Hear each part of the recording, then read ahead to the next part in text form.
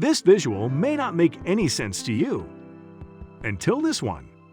In the same way, putting a creature like Gollum to life in the most realistic way possible seemed very hard to imagine if it was not for the latest technological advancements such as CGI and motion capture. But James Cameron is a man who has an overwhelming capacity to push the boundaries of photorealism even further. He has already proved himself to be a director who can realize his own film ideas as perfectly as possible. Especially when he introduced the world to another whole new alien world of Pandora in Avatar in 2009. It was simply extraordinary. But after almost 13 years, he has managed to outperform himself by making a masterpiece as gigantic as Avatar: The Way of Water.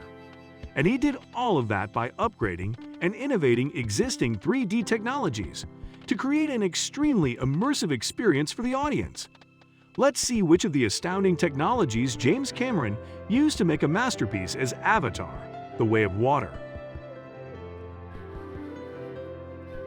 Our movie experience has changed dramatically after the revolutionary developments in camera technology.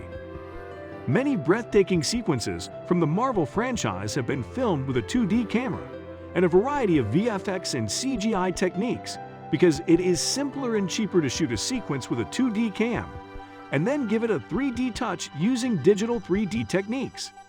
As for Avatar 1, James Cameron developed his own customized 3D camera to film most of the on-land sequences. But the underwater sequences in Avatar 1 had to be filmed using over-the-surface 3D cam and CGI. As you can see in this footage, that actor is hanging with ropes and mimicking his moods as if he was underwater.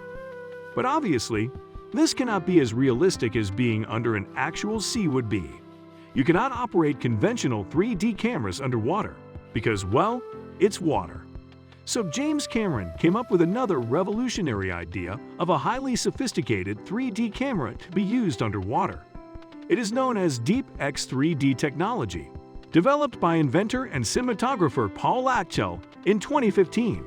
Simply speaking, it is a customized camera rig that makes use of two Nikon 15mm lenses that collect the underwater visual data in high resolution, and then, using a 3D stereoscopic beam splitter, it converges them into the main 3D camera placed outside water.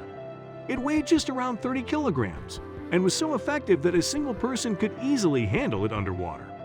This way, James Cameron was able to shoot underwater sequences seamlessly with an IMAX 3D brilliance.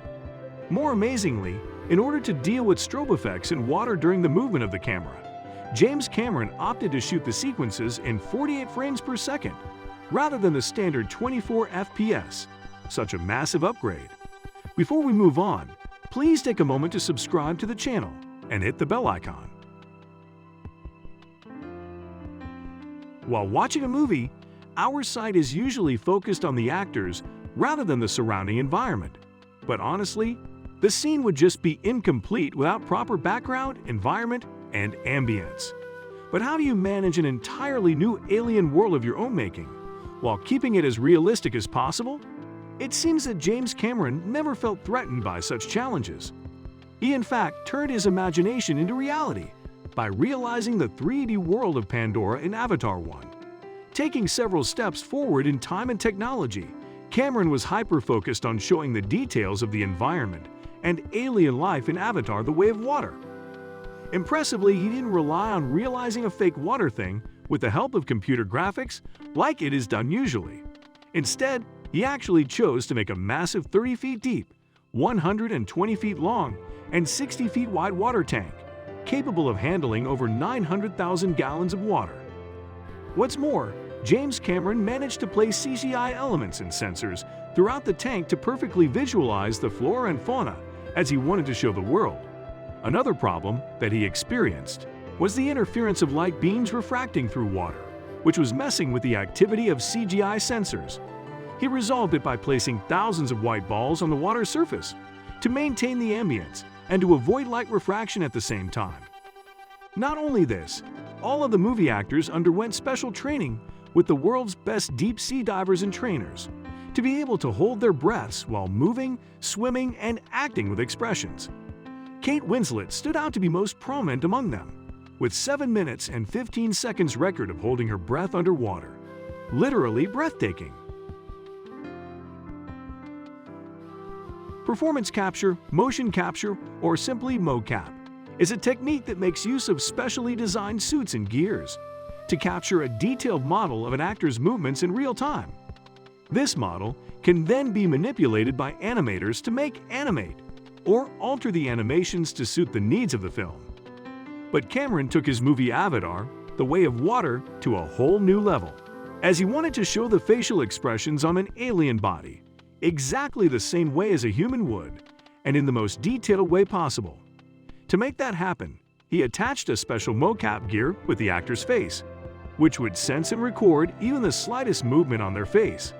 It's like making a complete digital model of an actor's body and keeping track of his body movements and facial expressions. Another great benefit of this motion capture rate and the digital model is that it allows the animators to change the expressions or movements wherever necessary. You see, it's not easy to be so expressive in water, right? So that problem can be easily overcome by animators, who worked day and night to make the animations as realistic as possible. Another reason to do this was because of the underwater movement. It's pretty hard to capture a highly detailed picture of facial or body movements in water as compared to doing the same on land. With this gear and special spot marking on the face, he was able to show his audience the ultimate depth of emotions and sentiments on an alien face in an exceptionally dense environment such as water. Combining it with the deep X technology as mentioned before, he was able to display unmatched depth perception and almost real 3D experience for film enthusiasts. Another great thing that potentially added exceptional value to this masterpiece was that the digital scenery and characters for the movie were produced by Weta Digital, who also built special effects scenes with up to 800 entirely computer-generated characters. The Wellington Company also produced more than 1,800 stereoscopic, lifelike VFX shots for the movie, including the appearance of Na'vi people from Pandora. The Na'vi needed to have realistic face animations that showed their emotions on their tattooed skin. Weta Digital's in-house, specially designed software was able to map out which facial muscles were moving, using a high-definition video camera and markers applied to an actor's face. The data was then translated by their software and used by a facial animation system. The movie industry is a highly technical one today, requiring engineers with specialized training to assist bring the ideas of dreamers like James Cameron to life. Today's movies produce enormous amounts of data, and with the latest developments in artificial intelligence, 5G, and supercomputers, you can definitely hope that the film future will be even more bright and exciting than it is today. Thank you for watching and subscribing to the channel. See you in the next video.